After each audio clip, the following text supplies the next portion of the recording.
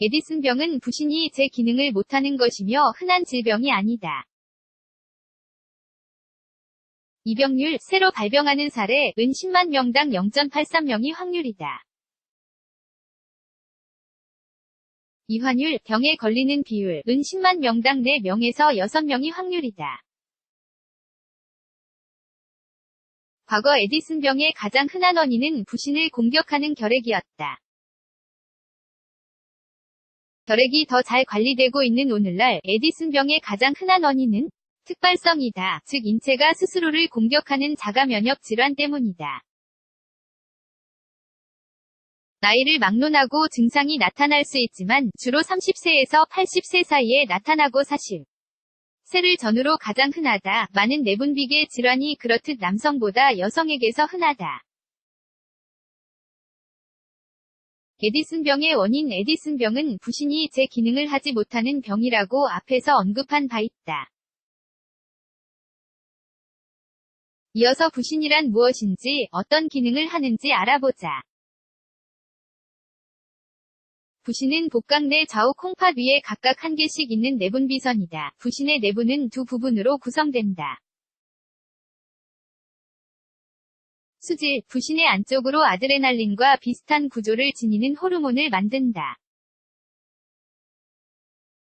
피질, 부신의 바깥쪽으로 코르티코스테로이드 호르몬을 만든다.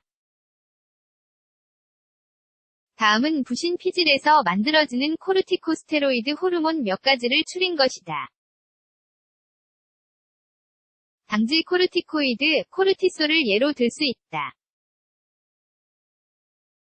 신진대사와 염증을 조절하는 기능을 하며 스트레스에 반응하는 호르몬이다.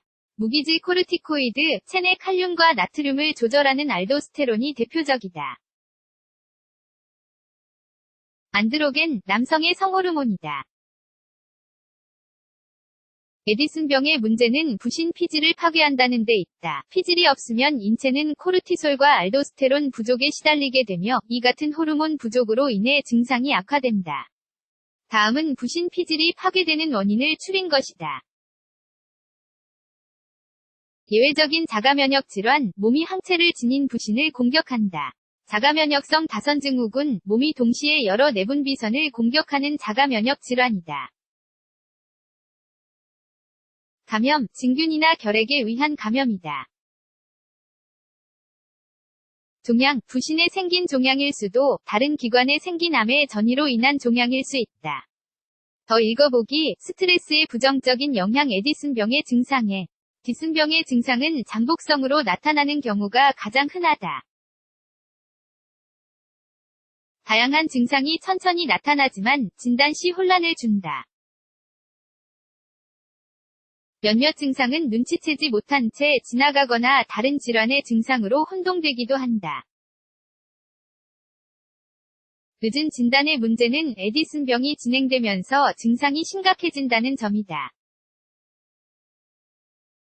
환자의 생명이 위험에 처하게 된다.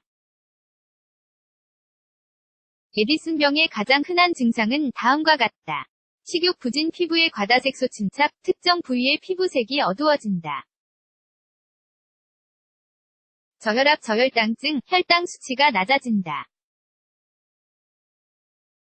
무력증, 피로, 무기력 근육통 우울증 에디슨병 특유의 증상으로 심각한 발작이 일어날 수 있다. 발작 시 앞서 언급한 각종 증상이 예고 없이 갑작스레 나타날 수 있다.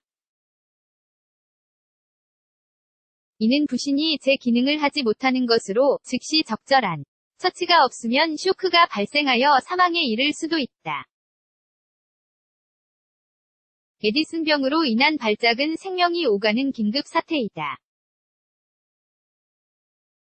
더 읽어보기, 탄폰과 독성 쇼크 증후군, 주의하자 진단과 치료 에디슨병의 진단은 호르몬 수치 측정을 통해 이루어진다. 가장 간단한 검사로는 아침 일찍 환자의 혈액 내 부신 피질 자극 호르몬 ACTH,과 코르티솔 수치를 측정하는 검사가 있다. 에디슨병 환자의 경우 ACTH 수치가 높고 코르티솔 수치가 낮다. 더 자세한 검사로는 천연 코르티솔과 인공 ACTH를 자극하여 자극 전후의 혈액 내 수치를 측정한다. 에디슨병이 있는 환자에게서는 ACTH 자극 후에 코르티솔 수치가 오르지 않는다. 에디슨병이 의심될 시 우선 혈중 코르티솔 수치를 측정하고 그 결과가 의심스럽거나 결정적이지 않을 때 확진을 위해 ACTH 자극 검사를 시행해야 한다. 이 같은 병리학적 조사와 더불어 영향을 받았을지 모를 생화학적 매개 변수를 측정할 것이다. 에디슨병을 진단받았다면 치료는 부족한 호르몬을 인공적으로 주입하는 것을 기본으로 이루어진다. 코르티솔을 대체하기 위해 합성 당질 코르티코이드가 사용된다. 알도스테론은 플로드로코티솜과 같은 비슷한 스테로이드로 대체된다. 마지막으로 안드로겐 부족은 디히드로에피안드로스테론 같은 등가의 호르몬으로 대체된다.